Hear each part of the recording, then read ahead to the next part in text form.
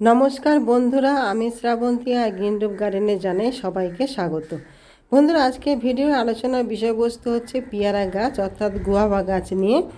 আমাদের এই সমস্ত গুয়াভা গাছে বা পেয়ারা গাছে বর্ষাকালে অধিক পরিমাণ ফলন হয়। আসল সিজন হচ্ছে বর্ষাকাল, কিন্তু আমরা চাইলে সারা বছরই কিন্তু এই গাছে প্রচুর পরিমাণে ফুল আনতে পারি এবং ফলন কিন্তু পেতে পারি। অর্থাৎ আমাদের ছাদ বাগানের গাছগুলোতে সারা বছরই কিন্তু ফলেতে ভরে থাকতে পারে। আজকে কিছু টিপস আছে, যে টিপসগুলো বলবো, যে খাবার আছে সেই খাবারের কথা বলবো, যাতে করে প্রচুর পরিমাণে যেন ফুল আসে এবং যে ফলগুলো গাছে দাঁড়িয়েছে সেই সমস্ত ফলগুলো দ্রুততার সঙ্গে যেন বৃদ্ধি পেতে পারে, একটা ফল যেন না ঝরে যায়, সেই সমস্ত নিয়ে আজকে ভিডিওর বিষয়বস্তু। পুরো ভিডিওটা দেখবেন, স্কিপ করবেন না, অবশ্যই আপনাদের উপকারে আসবে।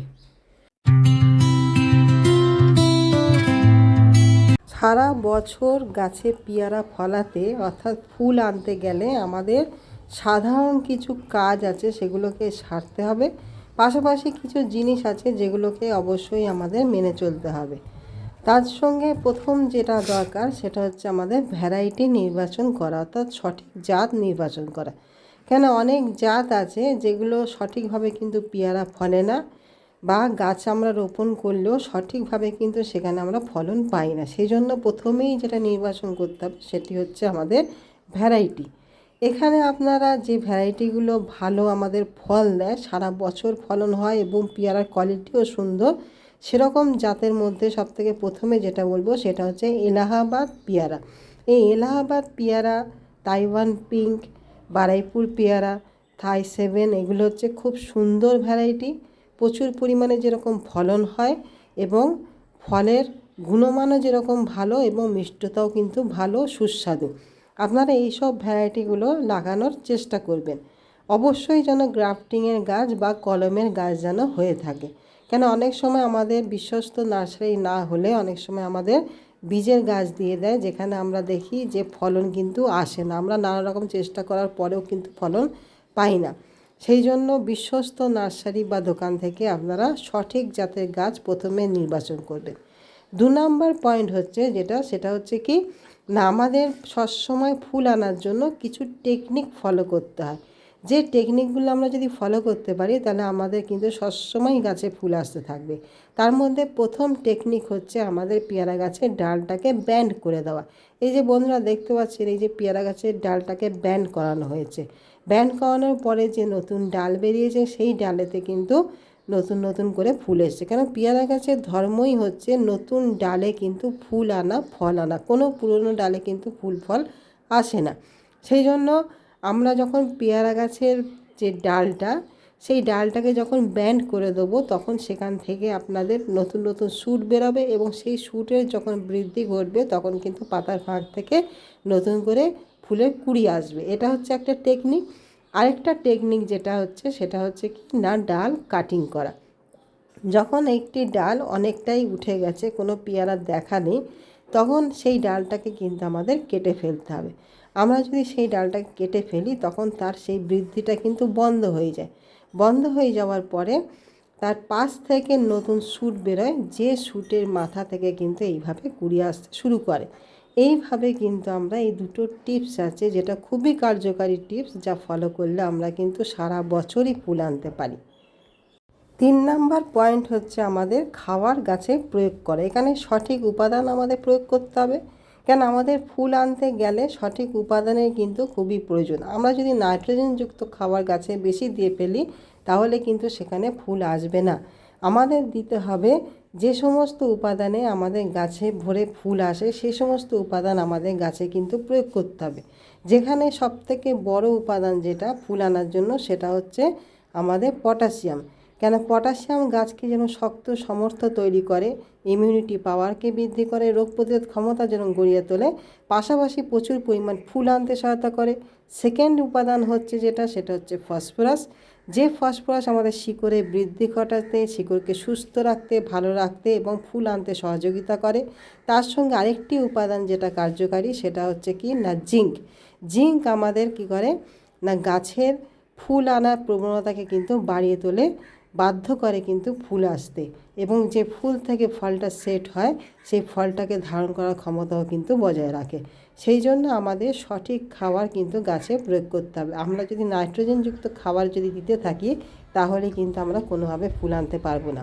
আমাদের যে টেকনিকগুলো আছে সেই টেকনিকগুলোর পাশাপাশি আমাদের কিন্তু সঠিক খাবারও গাছে প্রয়োগ করতে হবে। বন্ধুরা, এখানে যে খাবারটি আমি নিয়েছি সেটা হচ্ছে একটি আদর্শ খাবার ফুল আনার জন্য। এখানে আপনারা যেটা দেখতে পাচ্ছেন সেটা হচ্ছে কি না, কম্পোস্ট। এখানে আমাদের কম্পোস্ট কিন্তু সবসময় খাবারের সঙ্গে অল্প হলেও দিতে লাগে। এই কম্পোস্টের পরিমাণ নাইট্রোজেন থাকে, কম্পোস্টের ভিতরে যে নাইট্রোজেন থাকে যা আমাদের সার্বিক বৃদ্ধিতে কিন্তু সহায়তা করবে। আমি এখানে কম্পোস্ট নিয়েছি 1 মুঠো পরিমাণ, বেশি কম্পোস্ট কিন্তু নিইনি। তার সঙ্গে যে উপাদানগুলো আমি নিয়েছি এখানে হচ্ছে হাড় গুঁড়ো, যেটা হচ্ছে ফসফরাসের সোর্স। এই ফসফরাস যেরকম আমাদের সাইকোরকে সুন্দরভাবে গড়ে তুলতে এবং ফুল আনতে সহায়তা করবে। এখানে রয়েছে সেটা হচ্ছে আমাদের অর্গানিক পটাশ, যেটা আমাদের বায়ো পটাশ। এই বায়ো পটাশ যদি আপনাদের কাছে না থাকে আপনারা এসওপি নিতে পারেন, সালফেট অফ পটাশ, যেটা আমাদের সাদা পটাশ বলি, যেটা 0050, কিংবা লাল পটাশ সেটাও নিতে পারেন, কিংবা কলার খোসার ডাস্ট করেও আপনারা নিতে পারেন, যেটা পটাশিয়ামের আমাদের সোর্স। আর এখানে যেটা রয়েছে সেটা হচ্ছে কি না, ডিমের খোসা গুঁড়ো করা। এটা আপনারা মিক্সচারেও পিষে নিতে পারেন, তাহলে আরও গুঁড়ো হয়ে যায়। এটাতে আমাদের প্রচুর পরিমাণে কিন্তু ক্যালসিয়াম আছে। এই ক্যালসিয়ামও কিন্তু আমাদের গাছে কিন্তু প্রয়োজন। তার সঙ্গে যেটা রয়েছে সেটা হচ্ছে আমাদের জিঙ্ক, যে জিঙ্কের উপাদান আমাদের গাছে ফুল আনতে কিন্তু বাধ্য করে। এই সমস্ত উপাদানগুলো আমি নিয়েছি একটা, আমাদের ধরুন এইটা একটা ফলের ক্যারেট, এই ফলের ক্যারেটের মাপে কিন্তু এই উপাদানটা নিয়েছি। আপনারা আপনাদের যেরকম গাছ সাইজ, টবের সাইজ, সেই অনুপাতে কিন্তু নিয়ে নেবেন।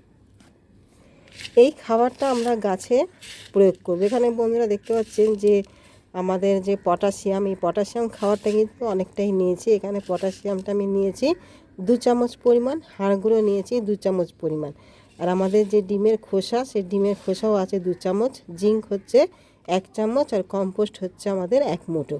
আমরা কম্পোস্টটা বেশি নেব না, অল্পই নেব। আমরা এইভাবে উপাদানটা একে অপরের সঙ্গে কিন্তু সুন্দরভাবে মিশিয়ে দেবো। এইভাবে মিশানোর পরে বন্ধুরা আপনারা গাছে এই খাবারটাকে কিন্তু প্রয়োগ করবেন। এই খাবারে যেরকম প্রচুর পরিমাণে যেরকম গাছে বৃদ্ধি ঘটবে, নতুন করে ফুল আসবে, আর যে সমস্ত ফলগুলো আমাদের গাছের রয়েছে সেই সমস্ত গাছের ফলগুলো সুন্দরভাবে কিন্তু বৃদ্ধি করবে।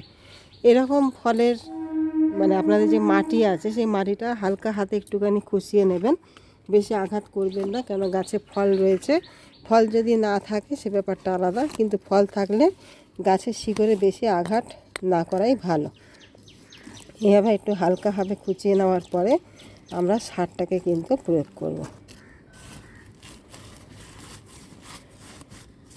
খুঁচিয়ে নেওয়া অর্থ হচ্ছে কি না, আমাদের গাছের মাটিটা অনেক সময় টাইট হয়ে যায়, সেই টাইটটাকে কাটানোর জন্য, যাতে আমাদের এই সমস্ত উপাদানগুলো সুন্দরভাবে যেন গাছ নিতে পারে এবং মাটির সঙ্গে যেন মিশে যেতে পারে, সেই জন্যই আমাদের গাছটাকে হালকা হাতে একটু খুঁচিয়ে নিতে হয়।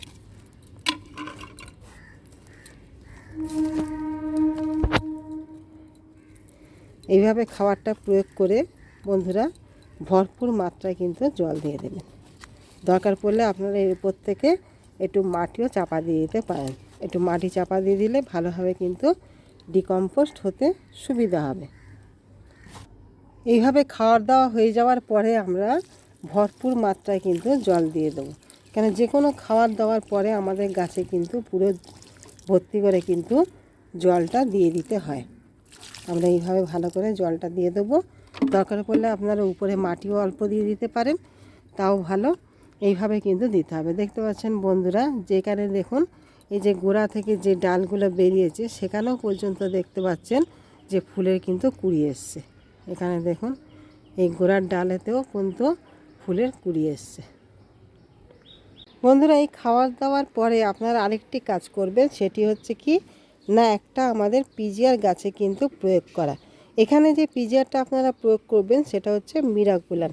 কেন মিরাকুলান আমাদের গাছে বৃদ্ধি ঘটাতে কিন্তু প্রচুর পরিমাণে সহায়তা করে, কারণ আমাদের পেয়ারা গাছ যত বৃদ্ধি ঘটবে তত কিন্তু নতুন নতুন ফুলে কুঁড়ি নিয়ে আসবে। এখানে আপনাদের প্ল্যানোফিক্স বা বুস্টার 2 এইসব দেওয়ার কোনো দরকার নেই। এখানে আপনারা যেটা ব্যবহার করবেন সেটা হচ্ছে মিরাকুলান। এই মিরাকুলান যেরকম গাছের বৃদ্ধি ঘটাবে সেইভাবে কিন্তু ফুল আনতেও সহায়তা করবে। আর তার সঙ্গে যেটা দিতে হবে সেটা একটা ভালো মানের মাইক্রো নিউট্রিয়েন্ট। এখানে বায়োভিটা এক্স কিংবা অ্যাগ্রোমিন গোল্ড মোবিন, এটা আপনারা গাছে মাসে 15 দিন অন্তর করে দুবার দেবেন। মাইক্রোনিউট্রিয়েন্ট যে কোনো ভালো একটা মাইক্রোনিউট্রিয়েন্ট 15 দিন অন্তর মাসে দুবার দেবেন। আর মিরাকুলানটা মাসে একবার আপনারা ব্যবহার করবেন। তাতে দেখবেন প্রচুর পরিমাণে যেরকম গাছের বৃদ্ধি ঘটবে, পাশাপাশি প্রচুর পরিমাণে যেরকম ফুল আসবে এবং ফলন হবে। এখানে যে গাছটি দেখতে পাচ্ছেন বন্ধুরা, এই গাছটিও নতুন গাছ, বেশি বয়স না, 1.5 বছর বয়স।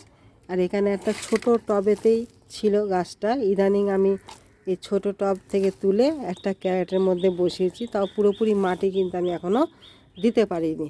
এখানে দেখলে বুঝতে পারছেন গাছে কিন্তু এখন অনেকটা মাটি দেওয়া কিন্তু বাকি আছে। তা সত্ত্বেও দেখতে পাচ্ছেন যে কি পরিমাণে কিন্তু ফল ধরেছে। প্রচুর পরিমাণে যেরকম ফুল এসছে এবং ছোট ছোট গুটিও যেরকম সেট হয়েছে দেখতে পাচ্ছেন, প্রচুর গুটি কিন্তু সেট হয়েছে। এবং এখানে দেখলে বুঝতে পারবেন যে ফুলের কুঁড়িও কিন্তু আছে। এইভাবে সামান্য কিছু যত্ন পরিচর্যা আমরা নিলে আমাদের গাছ ভরে কিন্তু ফুল আসতে বাধ্য।